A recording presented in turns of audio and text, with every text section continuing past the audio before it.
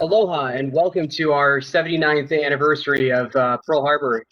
This gives us a chance to give a look at what happened in World War II. Today we're talking with James, and my name is Jason, and we're going to be looking at a visual representation of what Pearl Harbor would have looked like around 1941. So welcome, James. Hi, thanks for the invite, Jason. My name's James Smith. I'm kind of a historical hobbyist kind of person, and this is just an idea of some work I was doing for fun, and I thought, what if? And this is just really a realization, a beginning, a good start on an idea that I've had for a while. So It's basically, awesome. So what actually? Sorry. no, go ahead. I was going to ask you, so what got you interested in Pearl Harbor in the first place? I went to my school library as a 7-year-old and picked up a book about a ship named after my state. And I grew up in Arizona, so that's where it all started. And I've just been, Definitely a good place to start. yeah. So understandably pretty angry after that. And yeah, it just rolled into, all kinds of history after that. So it's always been a big interest of mine. And it all started with that book. So as we come out of the channel here, we're coming up to basically the branches between the north and the south channel. And right ahead of us, of course, is the seaplane ramp, which you can tell us about some of the buildings there. But of course, the first bombs would have landed there at 7:55 on December 7th, 41. Yeah, so we've been doing a lot of research, have been doing a lot of modeling. I've been doing a lot of modeling of windows, and so we're trying to get the details exactly as they were. I mean, there are some facts out there that are still questionable. Haven't been, we may have found one, speck of information, but nothing to collaborate it. And we're just doing the best we can. But it's an honest effort, and we're basically just trying to deliver this in a full size kind of presentation that would enable anyone who's loved the dioramas or modelers the idea of being able to just be able to interact with your own models and walk amongst it. And that's what this is. Interesting that you bring that into context as we pass the carrier Lexington, which was not here on December 7th. Also, it's important to remember as we go into this week, on the 28th of November, the carrier Enterprise has left for Wake Island, and soon to follow, Lexington will leave on Friday the 5th, which is the day that Battleship Division 1, which Arizona is the flagship of, returned to Pearl Harbor that day. Yeah, so here we are. Like you said, we're passing Lexington here, and we're coming up on the cruisers Raleigh and Detroit on the north side of Ford Island. And in this particular segment of the video, we're just taking a kind of a quick tour around Ford Island. So right now, we came down the main channel. We forked it off to around the northern end of Ford Island, and now we're circling back over onto the northeast side, and eventually coming up here, you'll see that we'll be pulling behind the rear of Battleship Row, and then Battleship Row will start coming into view. As you said, it's already starting to come into view. You can already start to see the moored pairs off the left-hand side. Yeah, right now you're able to see it. Obviously, as more modeling is done right now, we've got land and water models, so it's full size. So roughly 34 miles wide at the southern end of Oahu. So the ships are scaled pretty close as well. But once everything is, so I mean, there's all manner of plants, roads, buildings, trees. Basically, we'd only be seeing the tops in the future. But we did get clouds. And pretty accurate to what we've seen from the deck logs. I think you can agree with that. Yeah. Yeah, we aim to please. As long as history is satisfied. So as you said, Solus would be in front of us right now, which will happen eventually. She's famous for a couple reasons, one of which Frederick Hawkins was the one who got the final shot of Arizona right before she exploded. Right. So that a very famous video.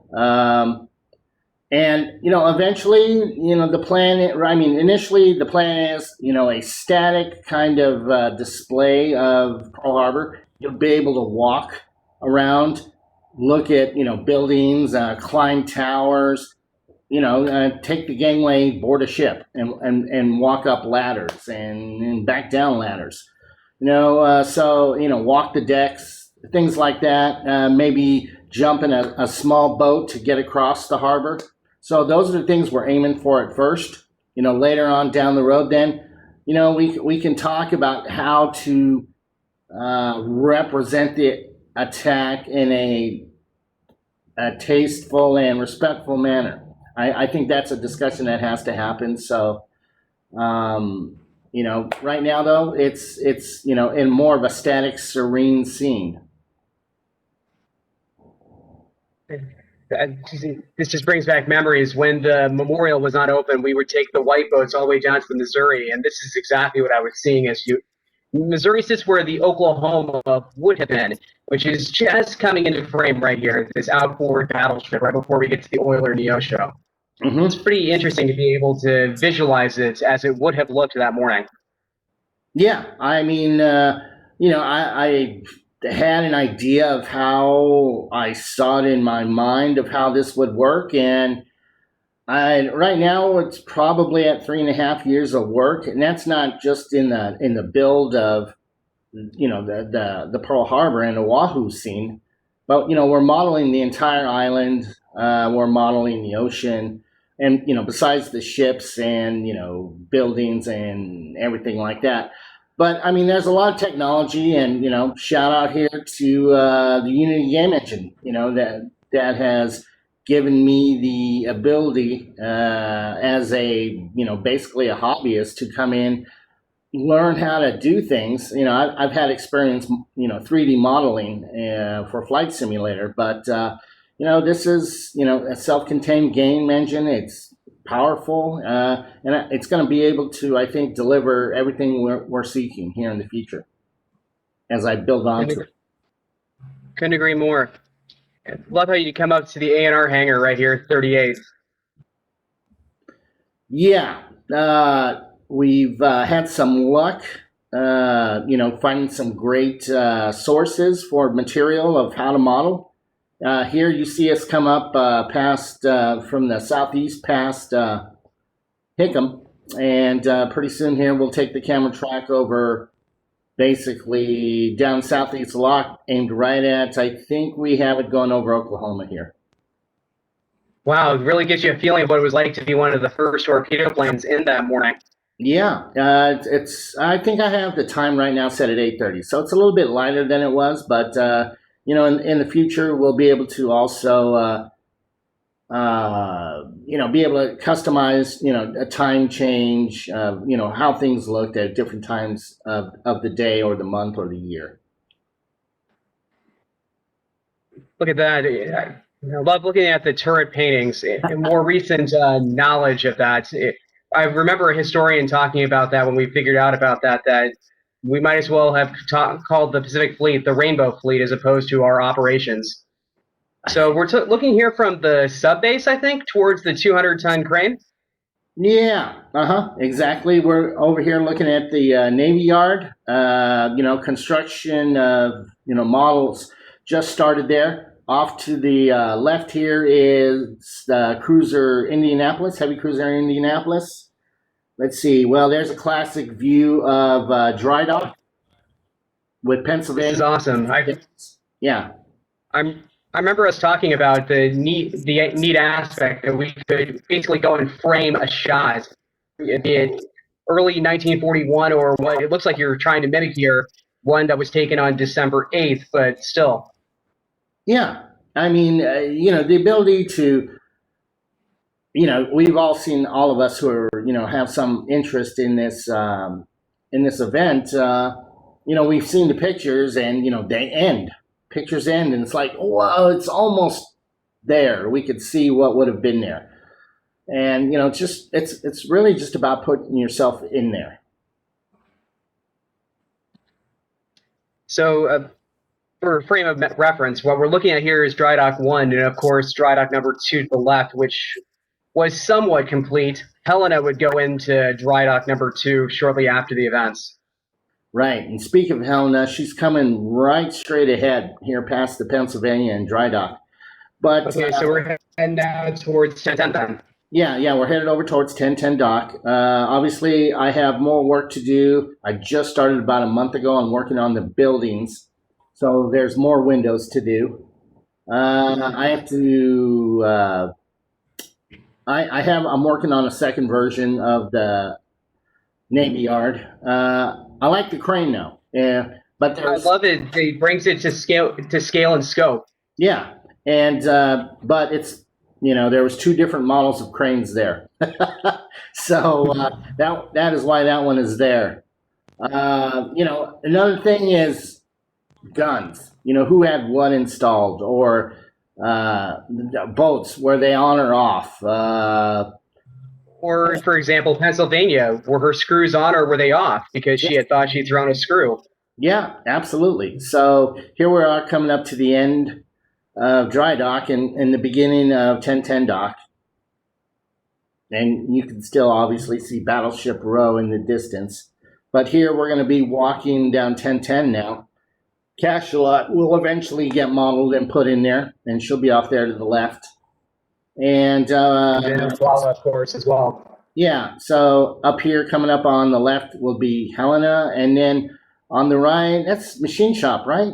One of the machine shops. I believe that is correct. Yeah. So, so 1,010 feet we're walking here. It's just adding, hopefully, the little details. There's a lot of things I need to add here. Kind of a busy wharf scene. A lot of modeling left to do. Well, for me, this is so cool because of all the survivors that both you and I have gotten to talk to. We can finally frame it and play out their references. So it's keeping the story fresh and still passing it on to the next generation. Well, and that's the thing about it is, so, I've talked to many diorama makers, and I've always been amazed by the kind of work it took and the patience to build something like that. And then, some of these bigger ones, they travel between museums. And it's like having to, disassemble and reassemble them in different locations. Wow, that's just, a ton of work. And this will, basically allow it to not be so static. I hear you. And while we're talking about attention to detail, you've got the Argonne right there, which is the head of the base force. Yep. Argonne's a newer ship that we got modeled. So basically a modification of a Hog Islander freighter. It's, here we're coming up to the end of 1010 dock. So we would find one of the tugs here. Nope. Mm-hmm. Let's see, switch the scene. We're coming up over a hill here off to the east, and this is basically covers all the current, gives you a wider view of, current harbor construction. So basically, you can just barely make out where the visitor center is. Yep. Yeah, and we would have been standing behind the oil tanks and the HQ. And here, we're doing a slower pass by to see a little bit better detail of the battleships, but this time we're going southwest to northeast. There's the Prune barge. Yeah. Battleship California. I've always loved their bows. Oh. You always came across to me as liking more of the bird cages more than the tripods. Am I correct in that memory? You know what? No. You know what? I'm always going to be a tripod guy, but I mean, I'm impressed. Gotcha. I'm impressed by, the big five. So, Oh yes, you your know, Tennessees and your Colorados. yeah.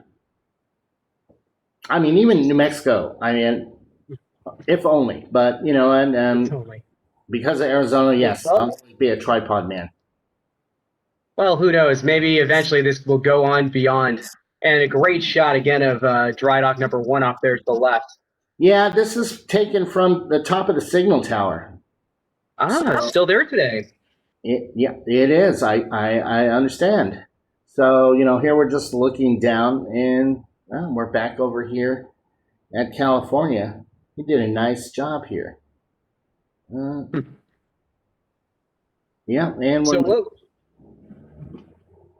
for me, I'm a very visual historian. So, what is one of the things that stood out to you when it comes to camouflages? Is there one that stands out more than the other? A little bit more difficult to do? I mean, a lot of them right here are going to be your standard measure one: Pacific blue, gray, and then of course cloud gray above those.